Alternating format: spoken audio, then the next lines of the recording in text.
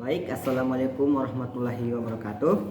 Perkenalkan, nama saya Muhammad Resaldin dengan NIM 2022 01010455. Jurusan saya yaitu jurusan PGMI kelas B, dan saya di sini akan menjelaskan materi mengenai konsep geografi dan sejarah. Dari pengertian geografi yang telah dikemukakan tadi, dapat dikemukakan bahwa geografi berkenaan dengan satu, geosfer atau permukaan bumi, alam lingkungan atau biasa disebut atmosfer, litosfer, hidrosfer, biosfer. 3. Umat manusia atau antroposfer. 4. Persebaran keruangan, fenomena, alam dan kehidupan termasuk persamaan serta pembedaannya. Dan yang terakhir, analisis hubungan serta interaksi keruangan fenomena-fenomenanya di permukaan. Baik, kita masuk di bagian B, sejarah.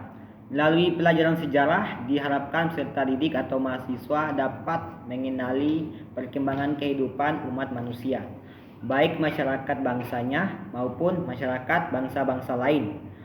Diharapkan pula dapat memahami saling pengaruh yang terjadi antara satu peristiwa dengan peristiwa lain, serta saling pengaruh antara masyarakat dan antar bangsa. Melalui pemahaman sejarah, rasa kebangsaan semakin tebal dan mengenali benang merah perjuangan bangsa serta menghidupkan atau menyajikan peristiwa-peristiwa yang terjadi pada masa lalu. Akan tetapi tidak semua peristiwa itu layak untuk disajikan. Masalah dapat dan tidak dapatnya peristiwa sejarah disajikan bergantung pada keterhubungan masalah yang ada dalam hubungan konsep disiplin ilmu sosial dalam kajian ilmu sosial yang ada.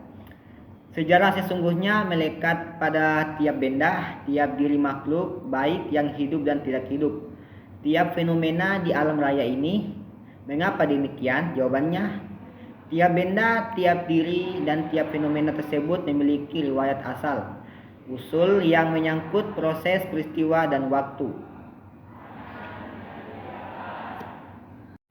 Sebelum kita menilai sejarah sebagai ilmu, dalam hal ini bidang ilmu dan ilmu-ilmu sosial, lebih dahulu kita akan menilai apa sesungguhnya sejarah itu. Sejarah adalah gambaran tentang peristiwa-peristiwa masa lampau yang dialami manusia. Disusun secara ilmiah meliputi urutan waktu, diberi tafsiran dan analisis kritis sehingga mudah dimengerti dan dipahami. Sejarah juga sebagai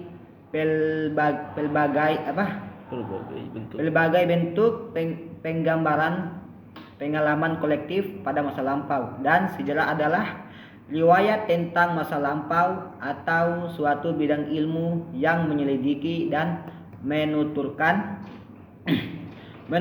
riwayat itu sesuai dengan metode tertentu yang terpercaya.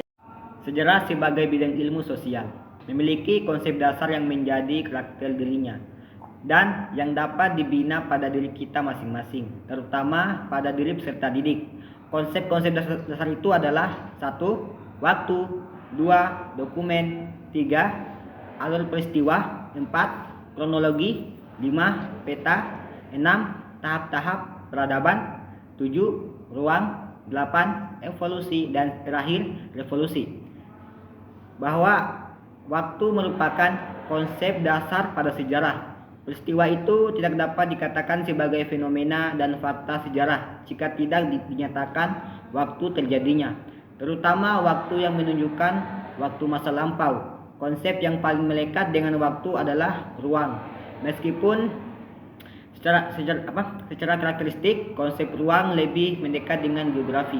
Selanjutnya, konsep alur peristiwa tidak lain adalah suatu rentetan peristiwa atau rentetan pengalaman sejarah masa lampau berdasarkan urutan waktu terjadinya, atau dengan ungkapan konsep yang lain yaitu kronologi peristiwa atau pengalaman sejarah masa lampau.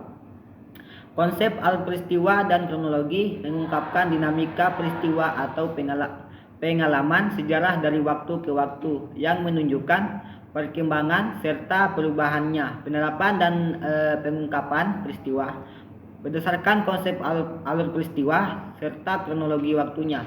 Selain dapat mengungkapkan prosesnya, juga dapat mengungkapkan kecepatan proses tersebut. Apakah peristiwa atau pengalaman sejarah itu berlangsung lambat ataukah cepat? Jika peristiwa itu berlangsung sangat cepat dan dapat kita sebut revolusi. Sedangkan bila sangat lambat kita sebut evolusi. Dengan demikian, konsep revolusi juga merupakan suatu kata kunci yang dapat diharapkan dalam telah sejarah.